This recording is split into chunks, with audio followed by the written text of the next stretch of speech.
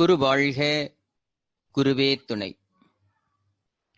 என்னை ஈன்றெடுத்த தாய்க்கும் தந்தைக்கும் எனது முதல் வணக்கம்.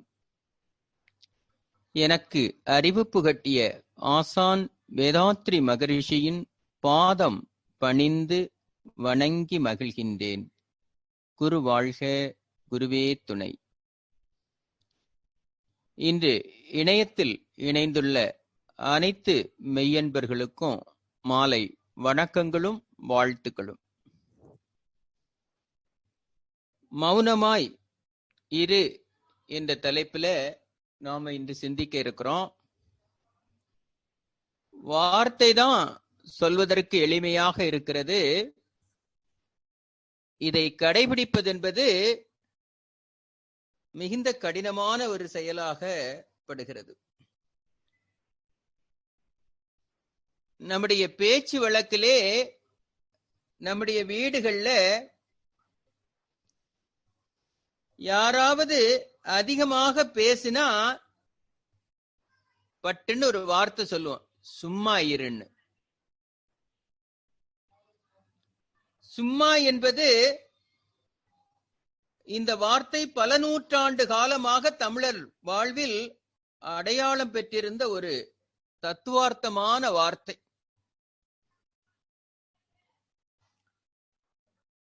பார்ப்பதற்கு இந்த சொல் வெறும் சொல்லாக தெரியும். ஆனா அதற்குள்ளே அடங்கி இருக்கக்கூடிய தாற்பயத்தை மனிதன் உணர்ந்து கொள்வதென்பது எளிதல்ல. மௌனம் என்பது வாய் பேசாதிருத்தல் என்று ஒரு வார்த்தை உண்டு. ஆனால் அதன் ஒருபடி மேலே போய் அவ்வை பிராட்டியோ மௌனம் என்பது ஞான வரம்புன்னு சொன்னான். மௌனத்தினுடைய நிலை உயர்கிற பொழுது ஜீவாத்மாவானது பரமாத்மாவோடு இணைந்து மௌன நிலை எய்துகிறது. இரண்டும் ஒன்றாகிற நிலைய மௌனம் என்றார்கள். ரெண்டு ஒன்றாகிவிட்டது. அந்த நிலைக்கு கொண்டு சொல்வதுதான் இந்த மௌனத்தினுடைய நிலை. அந்த நிலையை உணர்ந்தவர்கள் மௌனமாயிருக்கிறாங்க. அதற்கு பிறகு அவர்களுக்கு பேச்சு என்பது வருவதே இல்லை. சும்மா இருந்தாலும் இருப்பேன் எழுந்தேன் ஆகில் என்று கூறும் ஒரு வார்த்தையை நாம கேட்டிருக்கிறோம். இது நம்ம பேச்சு வழக்குல இந்த வார்த்தையை பேசுகிறோம். இந்த பேச்சினுடைய உள்ளார்ந்த அர்த்தம் என்னன்னு கேட்டா, நம்முடைய உடலிலே குண்டலினி சக்தியானது அது சும்மாவே இருக்கும். எது வரையும்னு கேட்டா, நீ பேச்சை குறைத்து கொண்டு உன்னுடைய குண்டலினி சக்தியை கவனிக்கிறது வரையும் சும்மா இருக்கும். சும்மா இருந்தத நீ உன் மனதை கொண்டு கவனிக்க ஆரம்பிக்கிற பொழுது அது எழுச்சி பெறும். எழுச்சி பெறுகிற பொழுது அதை உன்னால் தாங்கிக் கொள்ள முடியாது. இருப்பு நிலை எழுச்சி பெற்றால் தாங்குவது கடினம். அதனாலதான் இயற்கையில பல்வேறு இயற்கை சீற்றங்கள், இருப்பு நிலையாகிய இயற்கை எழுச்சி பெறுகிற பொழுதெல்லாம் நாம் திக்கு முக்காடி போய் விடுகிறோம். அதே நிலைதான் இங்கேயும். அதனாலதான் காலங்காலமாக இந்த வார்த்தையை சொல்லிக்கொண்டே வந்தார்கள், சும்மா இரு, சும்மா இருன்னு. என் தாயார், என் தந்தை, என் சுற்றத்தார் எம்மாடு சும்மாடாம்னு. எல்லாருமே சும்மாதான். ஏவல் நல்லார், யாரும் உதவ மாட்டாங்க. செத்தால் வந்து உதவுவார், ஒருவார் இல்லை, ஒருத்தர் கூட வந்து உதவ முடியாது. சிறு விறகால் தீமுட்டி செல்ல நிற்பார், அவ்வளவுதான். இங்க யாரும் உனக்கு வெளியிலிருந்து உதவ முடியாது. உன்னை காப்பாத்தணும்னு நீ முடிவு செஞ்சிட்டேன்னா உனக்குள்ள இருக்கக்கூடிய சக்திய பயன்படுத்தி நீயே ஒன்னை தயார் செய்யணும். அதுக்கு மௌனமா இருக்கணும். ஆனா இங்க அது அவ்வளவு எளிமையாக நடைபெறுமான்னு கேட்டா இல்ல. அமைதி வேறு, மௌனம் வேறு. நிறைய பேர் அமைதியா இருப்பதையெல்லாம் மௌனம்னு நினைச்சுக்கிட்டு இருக்காங்க. போருக்கு பின்னே அமைதி, பெரும் புயலுக்கு பின்னே அமைதி. அமைதி எப்பொழுது வேண்டுமானாலும் மீண்டும் கெட்டுவிடும். ஏன்னா ஒரு புயல் அடித்து ஓய்ந்து இன்னொரு புயல் வந்தா மீண்டும் அமைதி கெட்டுவிடும். போர் இன்று ஓய்ந்து மீண்டும் நாளை தொடங்கிவிடும். இது அல்ல. அமைதி வேண்டாம், எனக்கு மௌனம் வேண்டும். ஏன்னு கேட்டா மௌனம் சித்திக்காது. மௌனத்திற்குள்ள ஒருத்தர் ஆழ்ந்துட்டான்னா அதன் பிறகு அதிலிருந்து அவனால வெளியே வர முடியாது.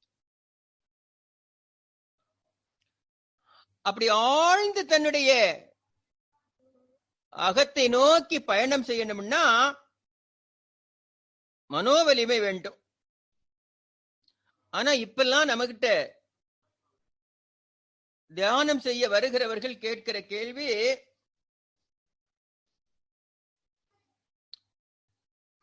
ஏதேனும் அவசர அவசரமாக வருகிறார்கள், இன்றைக்கே ஏதாவது சொல்லிக் கொடுத்து நாளைக்கே எல்லாம் சரிவாகிவிட வேண்டும் என்று நினைக்கிறார்கள். தியானம் செய்ய கேட்பவர்கள்ட்ட எல்லாம் நான் கேட்கிற கேள்வி, முதல்ல 1 மணி நேரம் உங்களால சும்மா இருக்க முடியுமா? அமைதியாக இருக்க முடியுமா? சும்மா இருப்பது எப்படி என்று அறிந்து கொள்வதுதான் தியானத்தினுடைய சிறப்பு. ஏன்னா யார் ஒருவர் சும்மா இருந்து கொண்டு அல்லது மௌனமாக இருந்து கொண்டு தனக்குள்ளே நடக்கக்கூடிய இயக்கங்களை கவனிக்கிறார்களோ இயல்பாகவே அவர்களுடைய மனம் உயிர் மேல சென்றுவிடும்.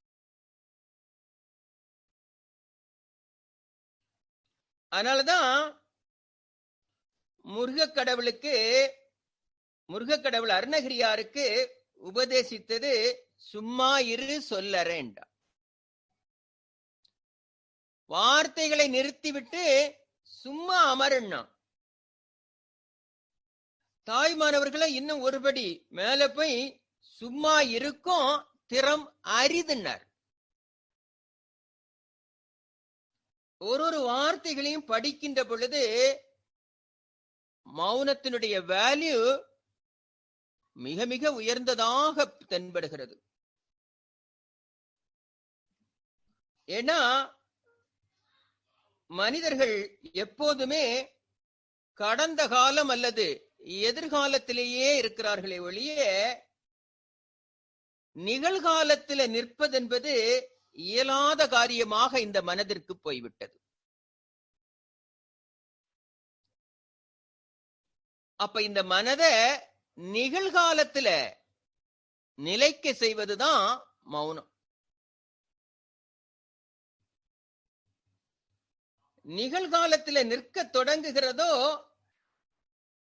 எப்பொழுது இந்த மனம் நிகழ்காலத்துல நிற்க பழகுகிறதோ அதன் சக்தியானது மையத்தை நோக்கி நகர ஆரம்பிக்கும். நாம் எதையாவது செய்யும் பொழுது நம்முடைய சக்தியானது விரயமாகி வெளியே சொல்ல தொடங்குகிறது. செயல்கள் நடைபெற நடைபெற ஒவ்வொரு செயலுக்கும் நம்முடைய சக்தி வெளிப்பட்டு அந்த சக்தியினுடைய அளவு குறைந்து கொண்டே வரும். ஆனால் செயலை கடந்து உள்ளே சென்று அமைதி காக்கின்ற பொழுது அல்லது உன்னுடைய உள்முக பயணம் தொடங்கிவிட்டா வெளிமுக பயணமாகிய அல்லது வெளிப்பயணமாகிய மரணத்தின் வாசல் அடைக்கப்பட்டுவிடும்.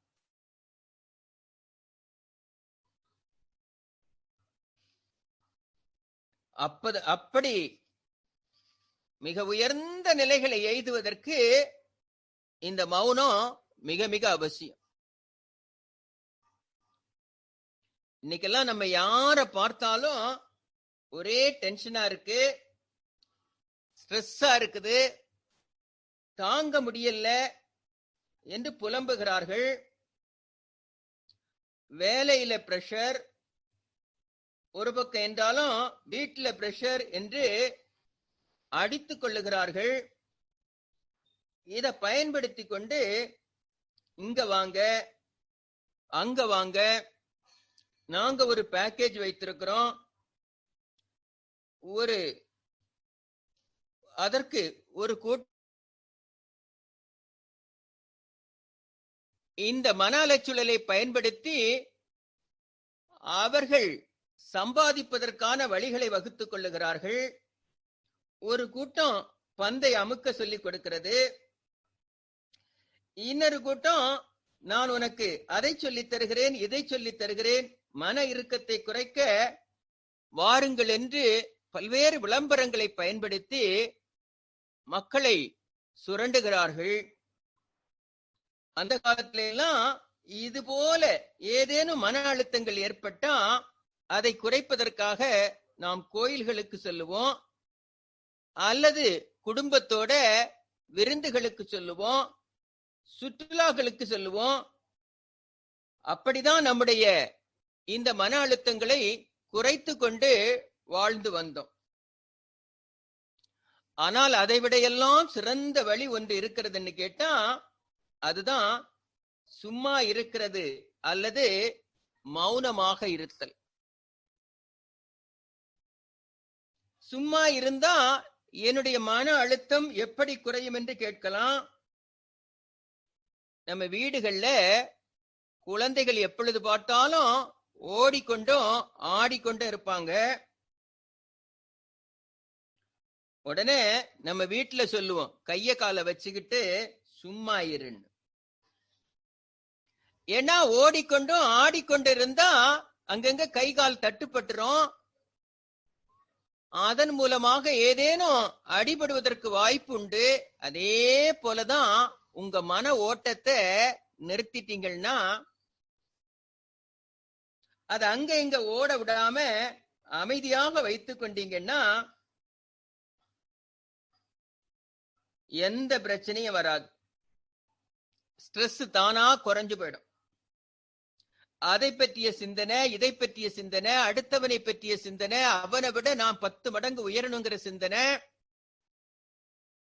இதையெல்லாம் போக்குறதுக்கு ஒரே வழிதான் உண்டு. மனதை அமைதியாக வைக்கின்ற பொழுது மன அலைச்சல் குறைய குறைய தெளிந்த சிந்தனை வரும். தேவையில்லாததன் மேல மனம் பற்று வைக்காது. தேவையற்ற செயல்களிலிருந்து இந்த மனம் விடுபட்டுடும். இந்த மனம் விடுபட்டு தன்னை பற்றிய சிந்தனைக்குள்ள வரும். தான் வாழ வேண்டிய அவசியத்தை அது உணர்த்தும். தன்னை காப்பாற்றிக் கொள்ள வேண்டியதனுடைய முக்கியத்துவம் அது உணரும். தன்னுடைய உடல் உறுப்புகளை பாதுகாப்பதற்கான உத்வேகத்தை அது கொடுக்கும். அப்பதான் அமைதியாக இருப்பதனுடைய அர்த்தத்தை மனிதன் புரிந்து கொள்ளும்.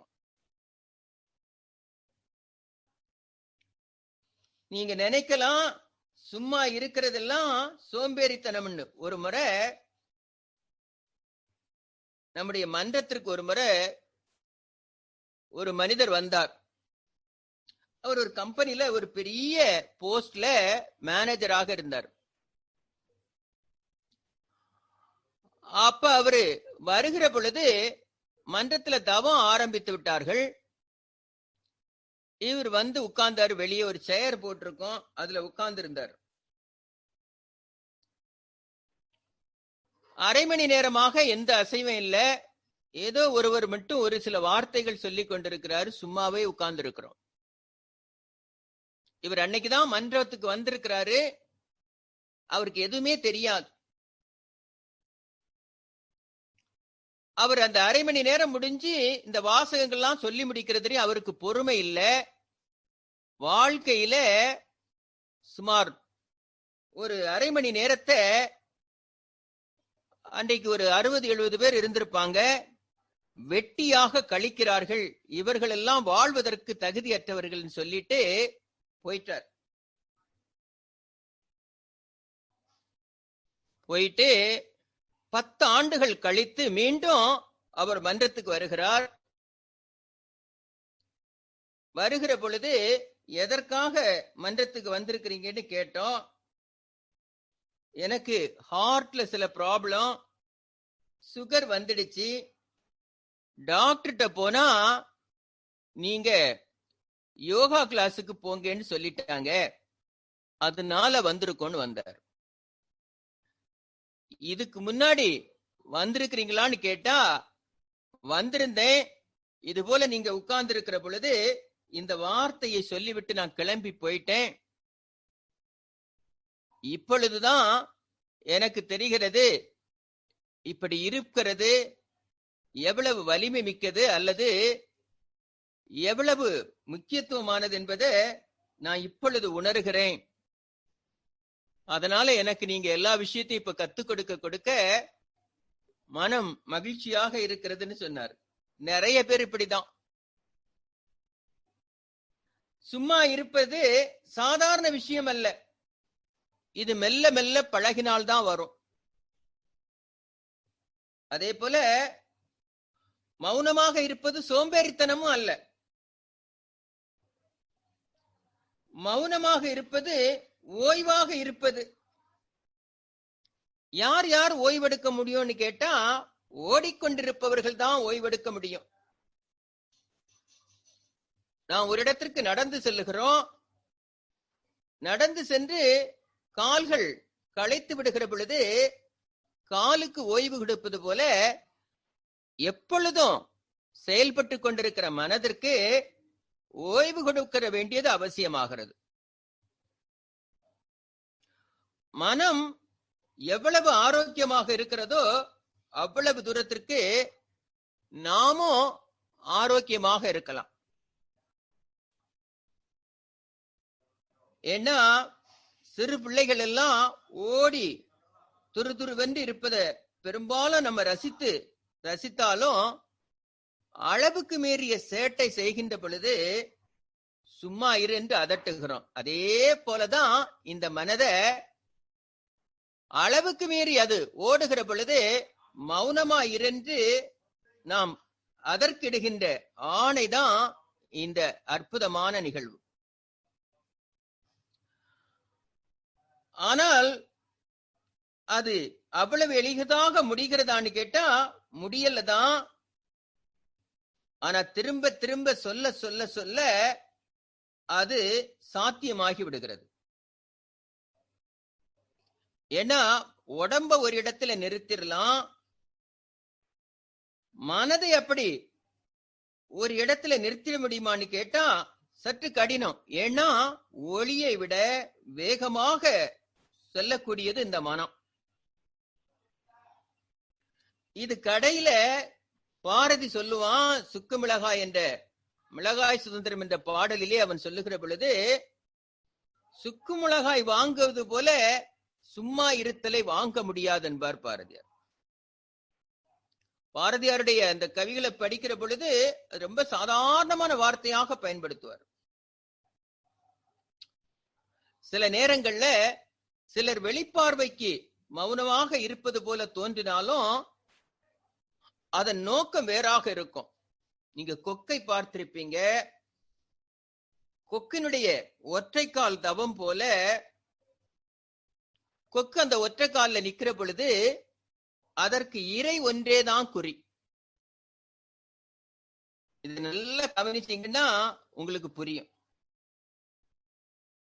அதுக்கு இறை ஒன்றுதான் குறி. ஆனா அது கிடைத்த இறையெல்லாம் அது எடுத்துக்கொள்வதில்லை. தனக்கான இறை எந்த அளவில் இருக்க வேண்டும் என்பதை அது முன்னே திட்டமிட்டு சரியான இறைக்காக அது காத்திருக்கும்.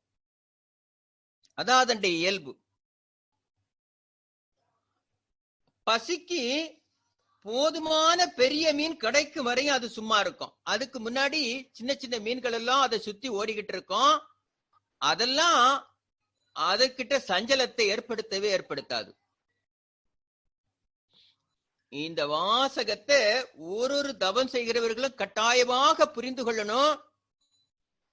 ஏன்னா தவம் செய்கின்ற பொழுது இத இன்னும் கொஞ்சம் ஆழமாக நம்ம யோசித்தோம்னா, பார்க்கடலை கடைந்த போது முதல்ல விஷம்தான் வந்தது, வேறு பல விருட்சங்கள் வந்ததாம், கடைசியாக தான் அமிர்தம் கிடைத்ததாம். அதே போலதான் பாருங்க, முதல்ல கிடைத்ததற்கெல்லாம் மயங்கியவர்கள் அதனோடு அழிந்தார்கள். அமிர்தத்திற்காக காத்திருந்தவர்கள் மட்டுமே இரவா வரத்தை பெற்றார்கள். அதேதான் இங்கேயும்.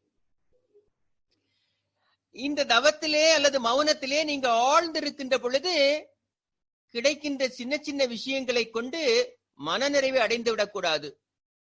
நம்முடைய நிறைவென்பது நம்முடைய மூலத்தோடு இணைதல். எப்படி கொக்கானது தன்னுடைய இரையை மட்டுமே குறியாக கொண்டு தனக்கான இறைவரை வரை அது காத்திருக்கிறதோ, அதே போல மௌனமாக இருப்பவர்கள், நீங்கள் மௌனமாக இருக்கின்ற பொழுது உங்களுக்குள்ளே சில நல்ல விஷயங்கள் நடக்கும். அதை கொண்டு திருப்தி அடைந்து விடக்கூடாது. இந்த நோக்கம் ஒன்றை குறியாக வைத்துக் கொண்டு அந்த நிலை எய்துவது வரையும் யார் இருக்கிறார்களோ அவர்களே வந்த நோக்கத்தை நிறைவேற்றிக் கொள்ளுகிறார். அல்லன்னா அந்த கொக்கு அந்த சின்ன மீன்கள் எல்லாம் அதை எடுத்திருக்கலாம். ஆனா அது அப்படி எடுப்பதில்லை. அதனுடைய குறி தனக்குரியது வர வேண்டும். அப்ப காலம் கைகூடும் வரையிலையும் மௌனமாக இருப்பவர்கள் பொறுமையாக காத்திருக்க வேண்டும். கொக்கை போல தகுந்த காலம் வருகிற பொழுது சரியாக செய்து முடிக்க வேண்டும். அப்பதான் எந்த நோக்கத்திற்காக நாம் இதற்குள்ள புகுந்தோமோ அந்த நோக்கம் முழுமையாக நிறைவேற்றப்படும். சில பேரு மாதம் ஒரு முறை பழச்சாறு மற்றும் தண்ணீர் உட்கொண்டு மௌன விரதம் கடைபிடிக்கிறத பார்க்கிறோம். அப்ப மனம் பொலிவாகி எண்ணங்களும் செயலும் பேச்சும் வளமாகும். எப்படி உடலை பட்டினி போட்டு உடல் ஆரோக்கியத்தை மேம்படுத்துவது போல மனதை பட்டினி போட்டு நம்முடைய எண்ணங்களை மேம்படுத்தி கொண்டே வரணும். அப்படி மேம்படுத்துகிறவர்கள் மட்டும்தான் மௌனத்துல நிலைக்க முடியும். மௌனம் இருப்பது என்பது வாயாலும் மனதாலும் செயலாலும் மௌனமாக இருப்பதாகும். பேசி பயனில்லை என்ற நிலையில மௌனமாக இருப்பது மிக சிறந்த தீர்வாகும். ஏன்னா பேசிக்கிட்டே இருக்கிறோம். நான் அடிக்கடி சொல்வதுண்டு, எவ்வளவு பேசினாலும் பலன் இல்லை.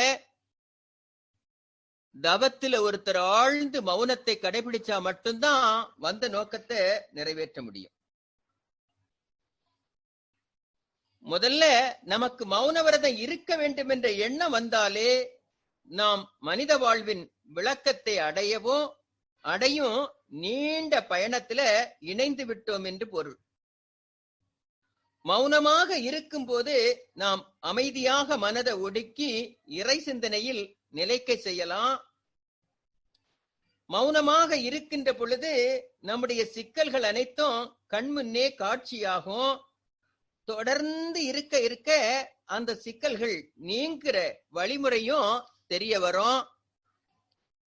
மௌனமாக இருக்கின்ற பொழுது நம்மை நாமே ஆராய்ந்து நாம் இதுவரை வாழ்ந்த வாழ்வில் நாம் அடைந்தவை என்ன, இனி அடைய வேண்டிய இலக்கு என்ன என்பதை எவ்வித சமரசமும் இல்லாமல் உண்மை நிலையை நாம் உணர்ந்து கொள்ள முடியும்.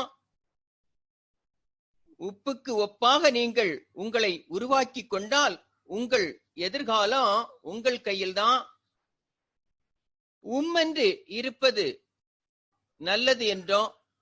எப்படி என்று இருப்பது? இம் என்று அந்த ஓசை தனக்குள்ளே கேட்கின்ற அளவிலே ஒடுங்கி இருப்பது. எதுவும் பேசாமல் இருப்பவர்களை நாம ஒரு வார்த்தை சொல்லுவோம், உம்மனா மூஞ்சி என்று சொல்ல பெறும். இப்ப நாம் என்று இருந்தா அப்படித்தான் சொல்லுவார்கள். அவர்களுக்கு நம்முடைய நோக்கமும் புரியாது, அவர்களை புரிய வைக்கவும் முடியாது. அதிகமாக பேசுவதை அனாவசியம் என்பார்கள். சொல்ல விரும்புவதற்கு மேலே பேசிக் கொண்டிருந்தா வாழ வளகொலா வளவளா கொலகொலா என்பார்கள். அறுவை ரீல்னு எல்லாம் சொல்லுவாங்க. அப்படியே பேசுபவரை விட்டு அகன்று போறதற்கு சில பேர் விரும்புவாங்க, சில பேர் அவர்களை அகற்ற பார்ப்பார்கள். ஏன்னா அதிகம் பேசுனா பேசுபவருக்கும் துன்பம், கேட்பவருக்கும் துன்பம். அதிகம் பேசுகிறவர்கள் வாயை கொடுத்து மாட்டிக்கொள்வதையும் நாம் பார்க்கிறோம். அப்ப அதுல இருந்தெல்லாம் நம்ம தப்பித்துக் கொள்ள வேண்டும். அது போன்ற நிகழ்வுகளே மகிழ்ச்சியாக சில பேருக்கு சுகமா இருக்கும். அடுத்தவங்கள்ட்ட பேசி பேசியே வாழ்க்கை ஓட்டுவான். அப்படிப்பட்டவர்கள் ஒரு காலமும் மௌனத்தை கடைபிடிக்க முடியாது. ஏன்னா அமைதியாக கேட்கும் போதும் பேசும் போதும் வார்த்தைகள் வலிமை மிக்கதாக இருக்கும். 12 ஆண்டு காலம் மௌனத்தில் இருந்தார் மகாவீரர். பேச மாட்டார், கிராமங்களுக்கு செல்ல மாட்டார், ஒருவரையும் பார்க்க மாட்டார். அவர் பேச ஆரம்பித்த போது சில நண்பர்கள் கேட்டார்கள், எதற்காக நீங்கள் இத்தனை நாள் பேசாமல் இருந்தீர்கள்? அவர் சொன்னார், மௌனத்தை அடைய பெற்ற பின் தன்னுடைய பேச்சு மதிப்பு மிக்கதாக மாறுகிறது. அப்படி இல்லாமல் பேசும் பேச்சு எல்லாமே வீணானது. வீணானது மட்டுமில்லாமல் அபாயகரமானதும் கூட. ஏனெனில் மற்றவர்கள் மீது குப்பையை வாரி எறிகின்றார்கள். இதனால்தான் என்னுடைய உள்ளே நடைபெறும் பேச்சு நிற்கும் வரை காத்திருந்து இப்போது பேச ஆரம்பித்துள்ளேன். உள் பேச்சு மறைந்தவுடன் வெளியே பேசலாம், அது குற்றமாகாது. சில நேரங்கள்ல ஒரு சீடர் தன் குருவிடம் 30 ஆண்டுகள் கூட காத்திருந்ததாக நாம் கதைகளில் படிக்கின்றோம். குரு வாய் திறக்கும் வரை சீடன் எதுவுமே கேட்க மாட்டான். 30 ஆண்டு காலம் என்பது வாழ்க்கையில பெரும் பகுதி. நம்மிடம் இப்போது வருகிறவர்கள் எல்லாம் கேட்பது, நான் அடுத்த வாரம் வெளிநாடு செல்லுகிறேன், ஏதாவது தியானம் தந்து சொல்லித்தர முடியுமா? அமைதியாக இருக்க நான் என்ன செய்ய வேண்டும் என்று கேட்கிறார்கள். ஒரே வாரத்துல நான் மௌனத்தை எப்படி கற்றுக் கொடுப்பது? அமைதியை எப்படி கற்றுக் கொடுப்பது? அவர்களுக்கெல்லாம் நான் சொல்லுகிறேன், மனதிற்கு ஓய்வு கொடுங்கள், அது உங்களுக்கும் ஓய்வை கொடுக்கும். எப்போதும் வேலை செய்து கொண்டிருக்கிற மனம் வலிமையற்றதாக, சோர்வுடையதாக இருக்கும், சுறுசுறுப்பின்றி காணப்படும். அது உனக்கு அன்றாட வேலைகளை செய்ய பயன்படக்கூடியதாக இருக்கும். அதற்கு மேல அதற்கு சக்தி இருக்காது. அதனால்தான் கோடிக்கணக்கான மக்கள் ஆணித்தரமின்றி, தேஜஸ் இன்றி, வலிமையின்றி, சொல் ஆற்றல் இன்றி இருக்கிறார்கள். மனதை மௌனமாக வைத்துக் கொண்டிருக்க மன வலிமை கூடும். தேவைப்படும் போது மட்டும் பயன்படுத்தினால் அதன் வீரியம் கூடும். அந்த வார்த்தைகள், நீங்கள் குதிக்கின்ற ஒவ்வொரு வார்த்தைகளும் மற்றவர்களுடைய இதயத்தில ஊடுருவும். தேஜஸ் பெற்றவர்கள் மற்றவர்களை மனோவசியம் செய்வதாக சொல்லுகிறார்கள். அப்படி அல்ல. பேச்சு சுருங்க சுருங்க ஆற்றல் பெருகும். ஆற்றல் பெருக பெருக அவர்கள் பார்க்கின்ற பொருட்களில ஆற்றல் ஊடுருவும். அவர்கள் இவர்களுடைய உணர்வுகளுக்கு உட்படுகிறார்கள். எனவேதான் மௌனமாக இருப்பதா தியானத்தினால அல்லது அமைதியை கடைபிடிக்கிற பொழுது பிரபஞ்ச சக்திய நம்முடைய மையம் ஈர்த்து கொள்ளுகிறது, ஆற்றல் பெருகுகிறது. அப்படியே தியானத்துல ஆழ்ந்த அமைதிக்குள்ள இருக்கிற பொழுது உங்களுடைய உள்ளிருப்பு வலிமை மிக்கதாக மாறி வளமையை பெருக்கிக் கொண்டு அது பெரும் சக்தியை வெளிப்படுத்தக்கூடியதாக மாறிவிடுகிறது. மௌன காலம் என்பது மிக அற்புதமான காலம். ஏன்னா நான் மௌனமாக இருக்கின்ற காலத்துல எல்லாரும் என்கிட்ட கேட்கிற ஒரு கேள்வி,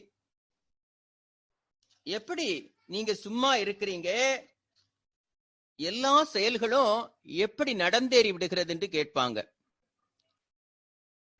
ஆண்டுதோறும் நான் 48 நாட்கள் மௌனம் இருக்கின்ற பொழுது ஒரு 15 நாட்கள் குறைந்தது மௌனத்துல எல்லா அன்பர்களோடையும் மன்றங்கள்ல இருப்பது, குறைந்தது ஒரு நாளைக்கு 200 வீதம் ஒரு அப்படியே ஒரு 3000 பேரு, கடைசி நாட்கள்ல சில நேரங்கள்ல 500 பேர் அப்படி வந்து குவிந்துருவாங்க. ஆனா வருகிறவர்களுக்கெல்லாம் காலையில நாங்க உணவளிப்பதுண்டு, காலையிலே வந்துட்டா டிஃபன் கொடுப்பதுண்டு, மதியம் உணவும் கொடுப்போம், இரவுல 9 மணிக்கு மேல வரையும் தவம் செய்கிறவர்களுக்கு இரவு டிஃபனும் கொடுப்போம். எல்லாமே நாங்க ஏற்பாடு செய்து வைத்திருப்போம். அப்ப என்கிட்ட எல்லாருமே கேட்பாங்க, இப்படி நீங்க எதுவுமே பேசல, யார் முகத்தையும் பார்க்கவும் இல்லை, ஆனா இவ்வளவு பேரும் வந்து தவம் செய்து கொண்டும் உணவை உண்டு கொண்டும் செல்லுகிறார்கள், அப்படி வந்து அவ்வளவு திருப்தியோடு சென்று கொண்டிருக்கிறார்களே, இங்க என்ன நடக்குதுன்னு கேட்பாங்க. என்ன நடக்கிறது என்பது யாருக்குமே தெரியாது. நான் மீண்டும் சொல்லுகிறேன், நீங்கள் அமைதியாக இருக்க இருக்க அத்தனையும் குருவும் இறையும் உங்களுக்குள் இருந்து கொண்டு நடத்தி கொடுப்பார்கள். ஏன்னா நீங்கள் வாய் திறக்க வேண்டிய அவசியம் இல்லை. உங்கள் ஆற்றல் பெருக பெருக பெருக, அங்கே தவம் செய்பவர்களுடைய ஆற்றல் பெருக பெருக பெருக அங்கு வருகிறவர்களுக்கு அத்தனை உள்ளுணர்வு மாற்றங்களை அது ஏற்படுத்தும். சென்னையில மனவளக்கல மன்றங்களுடைய மிகப்பெரிய வளர்ச்சி இந்த நவம்பர் காலத்துல நீங்க பாத்தீங்கன்னா தெரியும். ஒரு மன்றம் கூட விடாம 48 நாள் அல்லது குறைந்தது 15 நாளாவது மௌனம் வைத்திருப்பாங்க. ஒவ்வொரு மன்றத்திலையும் அவ்வளவு அன்பர்கள் அந்த ஒரு காலகட்டத்திலையும் வந்து கலந்து கொள்வாங்க. ஆரம்ப காலத்துல ஓரிரு மன்றங்கள்ல நடந்து கொண்டிருந்தது, இன்று எல்லா மன்றங்கள்லையும் சிறப்பாக நடப்பதை பார்க்க முடியும். என எப்பொழுது வந்தாலும் தவம் செய்வதற்கும் தொடர்ந்து நண்பர்கள் தவம் செய்து கொண்டிருப்பதனால வருகிறவருடைய மனம் வேகமாக ஒடுங்குவதையும், அதனால நன்கு தவ உணர்வுகளை அவர்கள் அனுபவிப்பதையும் பார்க்க முடியும். ஒவ்வொரு ஆண்டும் மௌன காலம் என்பது ஒரு பெரிய விரத காலம் போல நடந்து கொண்டிருக்கும். ஆனா இப்படி டெய்லி தொடர்ந்து இருப்பது என்பது சற்று கடினமான பணியும் கூட. நம்முடைய உடல் அதற்கு ஒத்துழைக்குமான்னு கேட்டா ஒத்துழைப்பது கொண்ட கடினம்தான். ஏன்னா உடல் கடுமையாக சூடாகும், உள்ள உறுப்புகள் பல்வேறு ரசாயன மாற்றங்களுக்கு உட்படும். சில நேரங்கள்ல 48 நாள் முடிக்கின்ற பொழுது என்னுடைய வாய் முதல் குடல் வரையும் நிறைய புண்ணாதான் இருக்கும். இத்தனைக்கும் இயற்கை உணவு தான் கொடுக்கப்படுகிறது. முளைகட்டிய தானியங்கள் இவைகள் தான் எடுத்துக்கொள்ளப்படும். ஆனாலும் தொடர்ந்த தவம், அதிக உணவுகளை எடுத்துக்கொள்ள முடியாது. அப்படி சற்று போராடிதான் இதை சாதிக்க வேண்டும். இது ஒண்ணு நமக்கு புதிதல்ல. நம்முடைய முன்னோர்களுடைய, குருமார்களுடைய நீங்க வாழ்க்கை சரித்திரத்தை எடுத்து படிச்சு பாத்தீங்கன்னா கூட, புத்தர் 14 ஆண்டுகள் அமைதியாக ஒரு இடத்தில் அமர்கிறார். மகாவீரர் 12 ஆண்டுகள் அமர்கிறார். ரமண மகரிஷியோ 7 வயதிலிருந்தே அமர்கிறார். இப்படி ஆன்மீக உயர்வு என்பது ஆழ்ந்த மௌனத்தில் மட்டுமே சாத்தியமாகிறது. நீ எப்பொழுது உன்னை அமைதிப்படுத்திக் கொள்ளுகிறாயோ, உன்னுடைய பேச்சை சுருக்கிக் கொள்ளுகிறாயோ, உன்னுடைய மன அலைச்சூழலை குறைத்து கொண்டு விடுகிறாயோ, மன அலைச்சூழல் குறைய குறைய குறைய பிரபஞ்சத்தினுடைய ஒலிகள் உன் காதுகளை எட்டும். பரா, பரிகாரி, பச்சேந்தி போன்று வேதங்கள்ல குறிப்பிடப்படுகிற அந்த ஒலிகள் எல்லாம் உங்க காதுகளை எட்டும். அந்த ஒலிகளை கேட்டவர்கள் தான் இறைவன் என்னோடு அசரீரியாக பேசினான் என்று சொல்லுகிறார்கள். அது வேறு ஒன்றுமல்ல, உங்களுடைய மனமானது உள்ளுக்குள்ளே ஒடுங்கி நிற்கின்ற பொழுது, உங்களுடைய மனம் ஒடுங்கி உள்ளே அந்த ஃப்ரீக்வன்சிக்குள்ளே சொல்ல செல்ல செல்ல செல்ல அந்தந்த ஃப்ரீக்வன்சியில பிரபஞ்சத்துல என்ன ரெக்கார்டு இருக்கிறதோ அந்த ரெக்கார்டு உங்களுடைய காதுகளிலே ஒலிக்க தொடங்கிவிடும். இதான் உண்மை. அப்ப அதை கேட்பவர்கள் அசரீரியாக இறைவன் தனக்குள்ளே பேசினதாக அதை உணர்ந்து கொள்ளுகிறார்கள். அந்த ஒலிகளையும் கடந்து செல்லுகிறவர்கள் ஒளிகளை காட்சியாக காணுகிறார்கள். அந்த ஒளிகளையும் கடந்து செல்லுகிறவர்கள் தன்னுடைய மூலத்தோடு தன்னை இணைத்துக் கொண்டு விடுகிறார்கள். இணைத்த பின்பு இவர்களிடமிருந்து வார்த்தைகள் வெளிவருவதில்லை. அப்ப மௌன காலம் இறையோடு தன்னை இணைத்துக் கொள்ளுகிற காலமாக இருப்பதை நாம் பார்க்க முடியும். நிறைய பேர் கேட்கிறாங்க, மௌனத்துல நீங்க என்ன சங்கல்பம் வைத்துக் கொள்வீங்க, என்ன வேண்டுதல் வைத்துக் கொள்வீங்கன்னு கேட்கிறாங்க. நான் என்னுடைய வாழ்க்கையில எப்பொழுதுமே எதையும் வேண்டி நின்றதில்லை. இதுவரையும் எந்த சங்கல்பமும் நான் வைத்ததும் இல்லை. ஒரு முறை ஒரு 10 ஆண்டுகளுக்கு முன்னே ஒரு இடத்துல ஒரு குரு ஒருவர் அமர்ந்திருப்பதாக, ஒரு சித்தர் ஒருத்தர் அமர்ந்திருப்பதாக ஒரு நண்பர் சொன்னார். அப்ப நான் சந்திக்க முடியுமான்னு கேட்டா, அவரை சந்திக்கிறது அவர் பழக்கத்துல இல்ல அப்படின்னு சொன்னார். வேணும்னா நீங்க தவத்துல ஒரு முறை அவரை சந்திக்க வேண்டும் என்று ஒரு வேண்டுதல் வச்சு பாருங்களான்னார். நான் வேண்டாம்னு மறுத்துட்டேன். அப்ப திடீரென ஒரு நாள் அந்த நண்பர் போன் பண்ணி பேசினாரு. அந்த குரு உங்களை வர சொல்லுகிறார். நான் எந்த சங்கல்பம் வைக்கல. அப்ப நான் அவரை பார்ப்பதற்காக போயிருந்தேன். ஏன் அவரை பார்க்க விரும்பினேன், அதற்கு ஒரு காரணம் இருந்தது.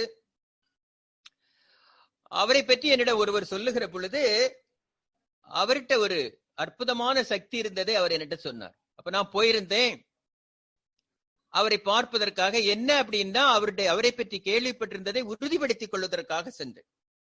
அவரோடு நின்று போட்டோ எடுத்தா அவருடைய தலைப்பகுதி நெருப்பாக விழும், கழுத்துக்கு கீழே உள்ளது மட்டும் உறுப்போடு விழும். அறிந்து கொண்டு அங்கே சென்றோம். போனோடனே முதல் வேலை அதுதான். 3 போட்டோ எடுத்து பார்த்தோம். 3லயே அப்படிதான் விழுந்தது. அப்ப நாங்க கிளம்புவதற்கு எத்தனைக்கு அவர்கிட்ட பேசிக்கிட்டு இருந்தோம். கொஞ்ச நேரம் பேசிட்டு கிளம்புகிற பொழுது மெல்ல அவர்கிட்ட கேட்டோம்,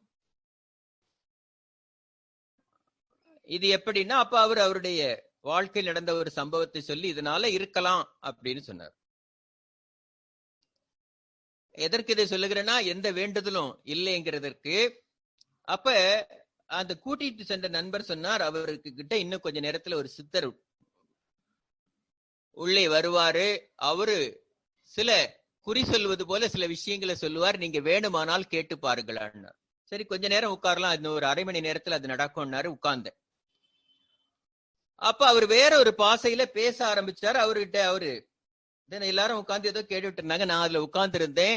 அப்ப அவர் கிளம்புகிற போது என்கிட்ட கேட்டார், நான் கிளம்பலான்னு முடிவு பண்ணி அப்படி மனசுக்குள்ள அப்படி தோன்றினோன்னு அவர் கேட்டாரு, நீ ஏதாவது கேளான்னார். நான் எதுவும் கேட்கறது இல்லைன்னு மீண்டும் சொன்னார், உன்னுடைய மனைவிக்கோ குழந்தைக்காவது ஏதாவது கேளுனார். இல்ல, நான் கேட்கறது இல்லைன்னு. என்னுடைய நண்பர்கள்லாம் சொன்னாங்க, அவர் தான் கேட்க சொல்றாரு, கேட்க மாட்டேன்னு. எனக்கு அது பழக்கத்துல இல்ல. ஏன்னா மாணிக்கவாசகருடைய பாடலை படிக்கின்ற பொழுது அவரு வேண்டுவத்தக்கது யாதென்றும் இல்லை, வேண்டுவதை நீயே செய்வான்னு சொல்லி அவர் எழுதினார். இங்க நாம எதையாவது வேண்டி நிற்க வேண்டிய அவசியம் என்பது இங்க இல்லை. மீண்டும் நான் உங்களுக்கு சொல்லுகிறேன், நீங்கள் மௌன காலங்களிலே வேண்டுதல்களை பட்டியல்களை வைத்துக் கொண்டு மௌனம் இருப்பதானால் அது மௌனமாகாது. அது நீங்கள் வேறு எதையோ எதிர்பார்த்து உட்கார்வதை போல ஆகிவிடுகிறது. உங்களுடைய ஆத்ம பரிபாலனம் என்னவோ, உங்க கர்மாவிற்கு என்ன விளைய வேண்டும் என்று இருக்கிறதோ அதை குருவும் இறையும் நிச்சயமாக நிறைவேற்றி வைப்பார்கள்.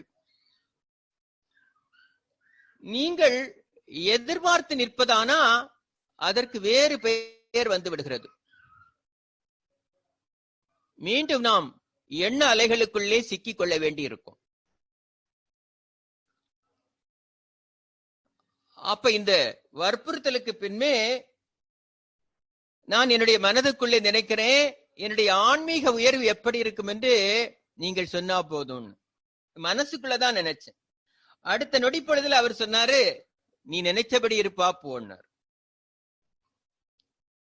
ஏன்னா இந்த ஆன்ம உயர்வை பற்றி மட்டும்தான் உங்க மௌனங்கள்ல சிந்தனையாக கொள்ள வேண்டும். வேறு ஏதாவது வேண்டுதலுக்காக நின்றீங்கன்னா அந்த வேண்டுதலோடு உங்க நிறைவு பெற்றுவிடும். ஆத்ம தூய்மை என்பது சாத்தியம் இல்லாமல் போய்விடும். அதனாலதான் சொன்னேன், எந்த தேடலும் தேவையுமின்றி மௌனமாயிரு. என மௌனமாக இருப்பதே எண்ணிலடங்காத வார்த்தை பெட்டகத்தின் சாத்தப்பட்ட கதவுதான் மௌனம். எந்த வார்த்தைக்கும் அங்க இடம் இல்லை. அப்படியே ஆழ்ந்த அமைதிக்குள்ள தன்னை நிறுத்திக்கிட்டு பிரபஞ்ச ஒருங்கிணைப்பு ஆற்றலோட தன்னை இணைச்சு அதனோட கலந்து கரைந்து கிடக்கணும்.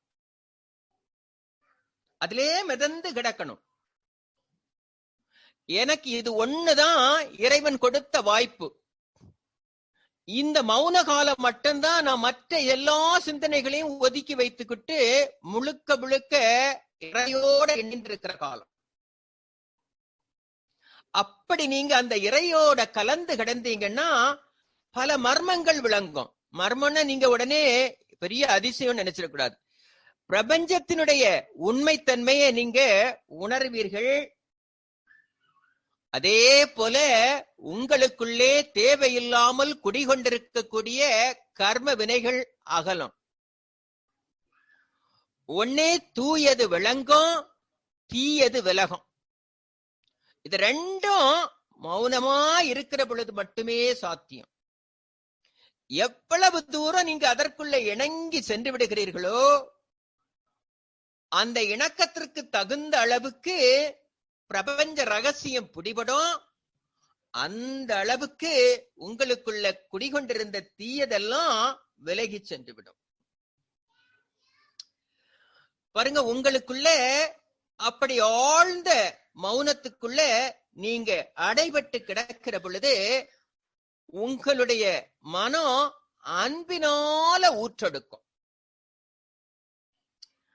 அன்பு அப்படியே பெருக்கெடுத்து வெளியே வரும். கருணை குடிகொள்ளும். அன்பு கருணையும் உங்களுக்குள்ள குடிகொள்ளுகிற பொழுது ஆத்ம பலம் விரிவடையும். மற்ற உயிர்களையும் தன்னுயிர் போல நேசிக்கின்ற உயர்ந்த பண்பு உங்களுக்குள்ள வந்துடும். இதுதான் மிகப்பெரிய பாக்கியம். அதனாலதான் மகான்கள் எல்லாருமே நீங்க பாத்தீங்கன்னா தெரியும், அவர்கள் எல்லாருமே பல்வேறு ஜீவன்களோட எப்பொழுதுமே கூட வச்சுப்பாங்க. எதுக்கு அப்படின்னு கேட்டா, அவங்க எல்லா ஜீவனையும் தன்னுயிர் போல நேசிக்கிற அந்த பண்பு அவங்கள்ட்ட வளர்ந்துரும். அப்படி அது மட்டுமில்ல, அந்த அன்பு அதிகரிக்க அதிகரிக்க எந்த ஜீவனுடைய துன்பத்தையும் தன்னுடைய துன்பமாக உணரக்கூடிய திறன் வந்துடும். அப்ப மற்ற உயிர்களுடைய வலிகளை புரிந்து கொள்ளக்கூடிய திறனும் மௌனத்துல இருக்க இருக்க அதிகரிக்கும். நீங்க கொஞ்ச நேரம் உங்களுக்கு எதிரிகள்கிட்ட நீங்க மன்னித்து அப்படியே மௌனமா இருந்து பாருங்களாம், அவங்களுடைய மனதுல ஒரு அச்சம் தோன்றிவிடும். ஏன்னா மௌனம் அத்தனை வலிமை மிக்கது. என்ன நடக்கிறது என்பதை உணர்ந்து கொள்வது கடினம். நல்ல ஆழ்ந்த மௌனத்தில் இருக்கிறவனை கண்டுபிடிப்பதே கடினம். நான் அடிக்கடி சொல்லுவேன், ரோட்டு ஓரங்கள்ல அப்படியே நீங்க பாத்தீங்கன்னா சென்னை போன்ற பெரு நகரங்கள்ல ரோட்டு ஓரத்துல அழுக்கு துணிகளோட உட்கார்ந்து இருப்பான். எப்ப பார்த்தாலும் ஆனந்தமாக சிரிச்சு கொண்டு அப்படியே எங்கேயோ மேல பார்த்துக்கிட்டு அப்படியே உட்கார்ந்திருப்பான். நாம அவனை கடந்து செல்லுகிற பொழுது ஒரு பைத்தியம் இருக்கிறது என்று கடந்து செல்வோம். ஆனா அவன் அப்படியே உட்கார்ந்துக்கிட்டு நம்மளை பார்க்கிற பொழுது அவன் சொல்லுவான், பைத்தியங்கள் போய் கொண்டிருக்கிறதுன்னு. ஏன்னா அவனுடைய மனநிலையானது இறைவெளியோட இணைந்து கிடைக்கும். நாம ஏதாவது உணவு கொண்டு கொடுத்தாலாம் சாப்பிட மாட்டான். அவனுக்கு எந்த ஆத்மா ஓரளவுக்கேனும் தூய்மை பெற்றதாக இருக்கிறதோ, எந்த ஆத்மா பரிபூர்ணமாக ஏழைகளுக்கு உதவக்கூடிய ஆத்மாவாக இருக்கிறதோ, அந்த ஆத்மா வாங்கி கொடுக்கிற உணவை மட்டும்தான் கை நீட்டி வாங்குவான். இதெல்லாம் நீங்க பார்க்கலாம். நாம நினைக்கின்றோம் மௌனமாக இருப்பது என்பது ஒண்ணு சாதாரண விஷயம் அல்ல. ஏன்னா அவன் அந்த மௌனத்திற்குள்ள இருக்கிற பொழுது மற்றவர்களுடைய மனநிலைய எளிமையாக புரிந்து கொண்டு விடுவான். ஏன்னா நல்லா பேசிக்கிட்டு இருக்கக்கூடிய நண்பனுக்கிட்ட நீங்க ஒரே ஒரு நிமிஷம் அப்படியே அமைதியாக இருந்து பாருங்க, பேச்சு நிறுத்திக்கிட்டு.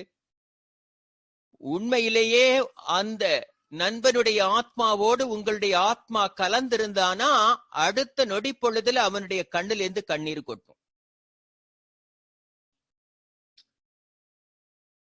அல்லது நல்ல உறவுகளை நீங்க அப்படியே கொஞ்ச நேரம் உறவுகள்கிட்ட கொஞ்ச நேரம் அமைதியாக நீங்க உட்கார்ந்து பாருங்க, அடுத்த செகண்ட் உங்களுக்கான உறவு யாருன்னு தெரிஞ்சிடும். இதெல்லாம் நீங்க மௌனத்துலதான் பார்க்க முடியும். இது வெளியே மட்டுமல்ல, நீங்கள் அமர்ந்திருக்கக்கூடிய இடத்திலையும் உங்களை சுற்றி நல்லது சொல்லுகிறவர்களும் உண்டு, தீயது சொல்லுகிறவர்களும் உண்டு. நல்ல இடத்துலதான் அமர்ந்திருக்கிறோம், அங்கே இருப்பவர்கள் எல்லாம் நல்லவர்களாக நாம் பாவித்து விட முடியாது. அப்படிப்பட்டவர்களை கூட அடையாளம் காணக்கூடிய காலமும் இந்த மௌன காலம்தான். அதனாலதான் சொன்னேன் மௌனமாக இருன்னு. என்கிட்ட ஒரு சில நாட்களுக்கு முன்ன ஒரு 10 அன்பர்கள் வந்தாங்க. எல்லா ஆண்டும் மௌனம் இருப்பீங்க, அப்பமே நீங்க ரொம்ப கஷ்டப்பட்டு தான் உங்க குடும்ப வாழ்க்கை நடத்துவீங்க. இந்த ஆண்டு ஏற்கனவே ஒரு 6 மாசமா எந்த வருமானமும் இல்லை,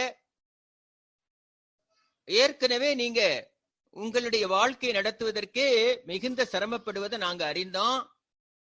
இந்த ஆண்டு அப்ப நீங்க மௌனம் இருக்க மாட்டீங்க இல்லையான்னு கேட்டார். நான் சொன்னேன், இல்ல, இந்த ஆண்டும் நிச்சயமாக மௌனம் இருப்பேன். அந்த காலகட்டத்தில் உங்க வாழ்க்கை எப்படி நடத்துவீங்கன்னு கேட்டார். சொன்னேன், இதுவரையும் எப்படி நடந்ததோ அதே போல நடக்கும். ஒவ்வொரு காலகட்டத்திலையும் அன்றன்றைக்கு உணவை கொடுப்பதற்கு குரு யாரை அனுப்பி வைத்தாரோ அதுபோல இந்த காலகட்டத்திலேயே நடக்கும். அதனால எத்தனை கஷ்டங்கள் இருந்தாலும் ஆண்டுதோறும் எனக்கு கிடைத்த ஒரே ஒரு வாய்ப்பு, மீதி எல்லா நாட்கள்லயும் பேசிக்கொண்டே இருக்கிறேன், தொண்டு செய்து கொண்டே இருக்கிறேன். ஆனா ஜீவாத்மாவை பரமாத்மாவோடு நெருங்கி செல்வதற்கான வாய்ப்பை நான் தான் உருவாக்கி கொள்ள முடியும். அதற்குரிய காலகட்டமாக இந்த காலகட்டத்தை நான் பயன்படுத்தி கொண்டிருக்கிறதுனால எத்தனை சிரமங்கள் இருந்தாலும் இதை செய்வதில் எந்த மாற்று கருத்தும் இல்லைன்னு சொன்னேன். அவர்களுக்கு என்ன பிரச்சனைன்னு தெரியாது. ஒருவேளை நான் இருப்பதை அவர்கள் விரும்பவில்லையானும் தெரியாது. இல்ல ஒருவேளை இந்த வருஷம் நான் இருக்க மாட்டேனோ என்று நினைத்தார்களோ என்னமோ தெரியாது. ஆனா ஒன்றை நீங்கள் புரிந்து கொள்ள வேணும், சில நேரங்களில மனிதனுக்கு மருந்தே மௌனம்தான். விடாமுயற்சியை தான் நீங்க விடாமுயற்சியோடு செய்கிற பொழுது மௌனம் உங்களுக்கு மிகுந்த நம்பிக்கையை கொடுக்கும். மருந்தாகவும் பயன்படும், நம்பிக்கைக்கு தருவதாகவும் இந்த மௌனம் பயன்படும். அப்ப வாழ்க்கையில உங்களுடைய நோக்கம் முழுமையாக நிறைவேற்றப்படுவதற்கு, ஆத்ம தூய்மை அடைவதற்கு, நீங்கள் உயர்ந்த ஆன்மீக சாதனைகளை புரிய வேண்டுமானால்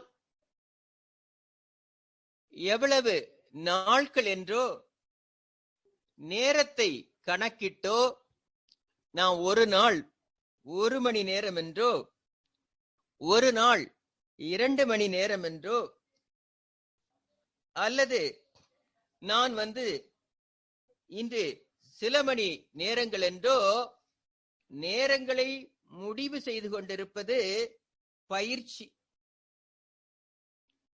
நேரத்தையே பார்க்காமல்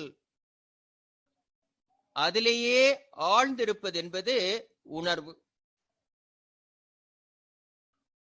பயிற்சிகளாக இருக்கிறது வரையும் அந்த பயிற்சி முடிந்த உடனே மீண்டும் அதே மனநிலை பழைய இடத்திற்கு போயிடும். ஆனால் நீங்கள் உணர்வாக இந்த மௌனத்தை நீங்கள் அனுபவிக்கின்ற பொழுது அது உங்க வாழ்க்கையின் இலக்கை நோக்கிய பயணமாக மாறும். அப்படி வாழ்வின் இலக்கை நோக்கி நீங்கள் அமருகிற பொழுது அகம் மலர ஆரம்பிக்கும். அகம் மலர மலர முகமும் மலரும். அகமலர்ச்சியோடு கூடிய முகமலர்ச்சி ஏற்பட்டா வண்டுகள் 1000 உங்களை சுற்றும். மற்றவர்கள் உங்கள் அருகாமையில் வருகின்ற பொழுது அவர்களுடைய துன்பங்கள் நீக்க பெறும்.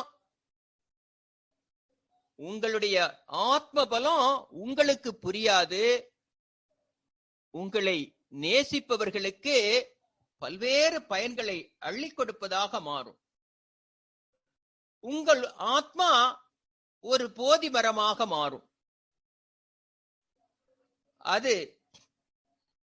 வரம் பெறக்கூடிய தன்மை உடையதாக மாறும். அதனாலதான் மௌனத்திலே ஆழ்ந்திருப்பவர்கள் பெரும்பாலும் நீங்க பார்த்தீங்கன்னா தெரியும், மற்றவர்களை பேசுவதற்கு அனுமதிப்பார்கள். தான் சிரித்துக் கொண்டோ அல்லது ஒரே ஒரு வார்த்தையை மட்டும் பதிலாக உச்சரித்துக் கொண்டோ போய்விடுவார்கள். ஆழ்ந்து நீங்கள் அமைதி காக்க காக்க புறக்கதவு மூடப்படும், அகக்கதவுகள் திறக்கப்படும், அருகுணங்களும் நிறைகுணங்களாக மாறும்.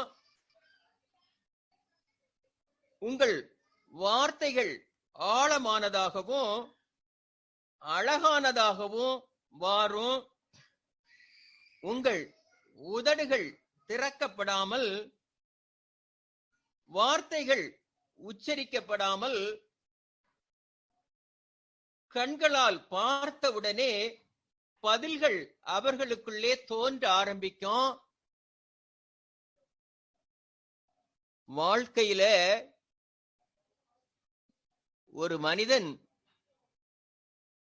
எந்த நிலை எய்த வேண்டும் என்று நினைக்கிறானோ அந்த நிலையை எய்துவதற்குரிய அற்புதமான நிலையை மௌனமாய் இருப்பவர்கள் மட்டுமே அடைய முடியும். ஒவ்வொருவரும் அதை கடைபிடிக்க வேண்டும் என்பதற்காக தான் மகரிஷி பேசானோன் வாற்றுங்கால் அறிவு தன்னை பழக்கங்கள் எவ்வாறு வலுவாய் மோதி பேசானோன்பை கலைத்து பேச வைக்க பெரும் போரை நிகழ்த்துகின்றது என்பதை உணர்வோன்னார். ஏன்னா அவ்வளவு உயர்ந்த நிலைய இது கொடுக்குமானா அது அவ்வளவு எளிமையாக உனக்கு தருவதற்கு இயற்கை ஒத்துக்கொள்ளாது. அதை கலைப்பதற்கு தடுப்பதற்கான முயற்சிகளை மேற்கொள்ளும். உனக்கு மனோ வலிமை இருக்கிறதான்னு அது செக் பண்ணும். அதையும் தாண்டி நீ நிப்பியாங்கிறதெல்லாம் அது உன்னை உரசி பார்க்கும்.